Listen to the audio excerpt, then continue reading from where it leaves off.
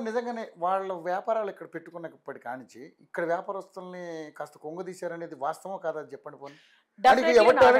Definitely not. ఇప్పుడు class లో 30 మంది ఉన్నారండి, 30 మందిలో ఫస్ట్ ర్యాంక్ ఎవరికి వస్తుంది?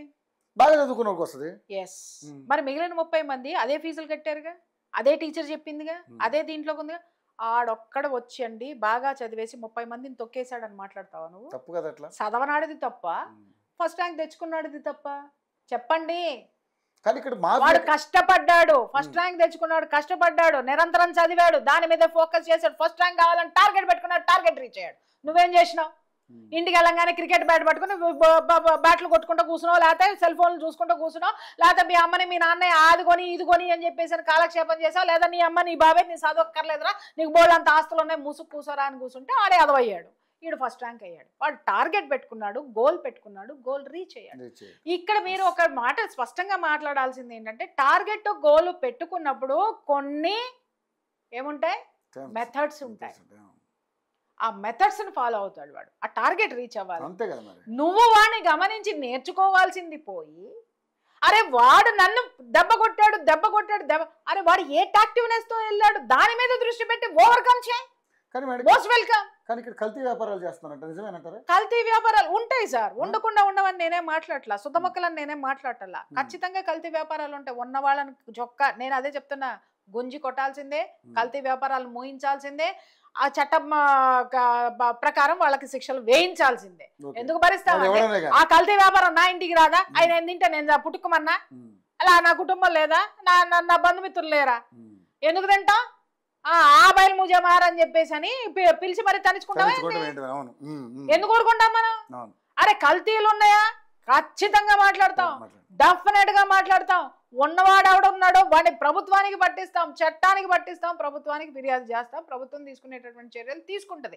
ఇవాళ మరి మీరు ఇన్నిటికీ యూనిటీగా ఉన్నారు కదా, రైట్. మీ దగ్గర ఏమేమి ఉన్నాయి? మేము అడిగేది కూడా అదేనండి, మనందరం అడిగేది కూడా ఏంటంటే, వాళ్ళ దగ్గర ఉన్న ఆధారాలు తీసుకొని వస్తే ప్రభుత్వం మీద మీడియా పరంగా మనం కూడా ఒత్తిడి పెడతాం, మనం కూడా మాట్లాడతాం. పలానా వాళ్ళు దిక్కుమా ఈ లెక్కలకు కొడుతున్నారు, వాళ్ళకి ఆధార్ కార్డులు లేవు, వీళ్ళు నకిలీ వ్యాపారాలు చేస్తున్నారు, బంగారం కల్తీ చేస్తున్నారు, సరుకులు కల్తీ చేస్తున్నారు, ఇలా మోస్తారా లేదా?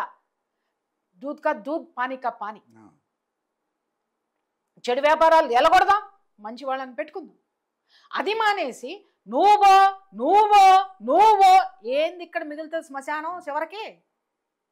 వ్యాపారం చేసే వాళ్ళందరూ పోయే, డబ్బు సంపాదించే వాళ్ళందరూ పోయే. నేను 30 ఏళ్ల కిందట నేను హైదరాబాద్ వచ్చినప్పుడు ఆ జూబ్లీ హిల్స్ లో ఎంతండి ఆ కొండల గుట్టల్లో నాకు అప్పుడు జర్నలిస్ట్ దీంట్లో కొనుక్కోమ్మా అంటే ఆవిడ ఎన్నో ఎంత చాలా తక్కువ, 1,50,000 2 లక్షలు నాకు గుర్తులేదు, కట్టమంటే ఎప్పుడు ఒక 25 years బ్యాక్ 30 years దగ్గర యాచి ఈ కొండల గుట్టల్లో నేను ఆడుకుంటాను, నాకెందుకు ఈ రాళ్ళు రప్పలు, మా ఊళ్ళో పొలం ఉంది, మా 6 ఎకరాల్లో మా నాయనమ్మ ఇల్లు కట్టిందని చెప్పేసి అని కనీసం రూపాయి కూడా పెట్టడానికి ఇష్టపడలా.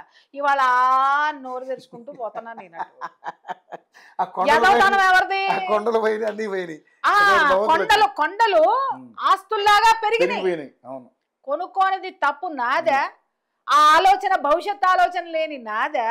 లేకపోతే అక్కడ కొనుక్కోని గొప్పోడైనాడిదే?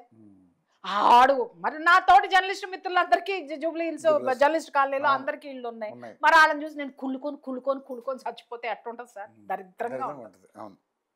కానీ మరి నిజంగానే మరి ఇదైతే మీరు ఇందాక అన్నట్టుగా ఒక పార్టీ అస్తిత్వాన్ని కాపాడుకోవడం కోసం చేసినటువంటి, ఎందుకంటే ఆ పార్టీకి సంబంధించిన వాళ్ళు ఎవరు కూడా మాట్లాడలేదు. ఎందుకంటే కాంగ్రెస్ ఓపెన్ గా చెప్పింది, ఇది మేము ఎట్టి పరిస్థితుల్లోనూ మార్వాడీలను గో బ్యాక్ కి మేము సపోర్ట్ చెయ్యం, అలాగే కల్తీలు ఏమన్నా ఉన్నాయంటే మేము చర్యలు తీసుకుంటాం, క్రిస్టల్ క్లియర్ గా కాంగ్రెస్ డిక్లేర్ చేసింది. అట్లాగే బీజేపీ ఓపెన్ గా చెప్పింది మార్వాడీలు గో బ్యాక్ అనడానికి మీరెవరు అని చెప్పేసి. బీజేపీ ఏముందో కుల్లం బండి సంజయ్ గారు ముందుకొచ్చి ఎవడ ఎన్నన్నా తిట్టుకొని ఏమన్నా చేసుకొని ఆయన వాణి బీజేపీ వాణి వినిపించి పడేశాడు ఆయన. ఓకే, మరి ఈ పార్టీ ఎందుకు బయటికి రావట్లే? ఈ పార్టీ ఎందుకు మాట్లాడట్లా? అర్థం who is the black sheep అర్థమవుతుంది కదా జనాలకి. ఇంకేం మాట్లాడదాం ఇక్కడ చెప్పండి? ఒక వర్గాన్నో ఒక యువకులనో ఇంకా ఎదగనివ్వకుండా అనవసరమైనటువంటి విషయాలకు కూడా ఉద్యమం అనేటటువంటి మాట చాలా గొప్పదండి, చాలా అద్భుతమైంది, చాలా శక్తివంతమైంది. దాన్ని ఈ విధంగా ప్రతి ఒక్కడిని ముందు పెట్టి అడ్డగోలు ఎదవలందరినీ తీసుకొని వచ్చి కూర్చోబెట్టి ఉద్యమాలు అనేటటువంటి ట్యాగ్ తగిలిచ్చి అస్థిరత పరిస్తే 10 ఏళ్ళు పక్కన ఉన్నావేమో ఇంకొక శతాబ్దం అయినా కూడా రానివ్వరు జనం గుర్తుపెట్టుకోవాలి.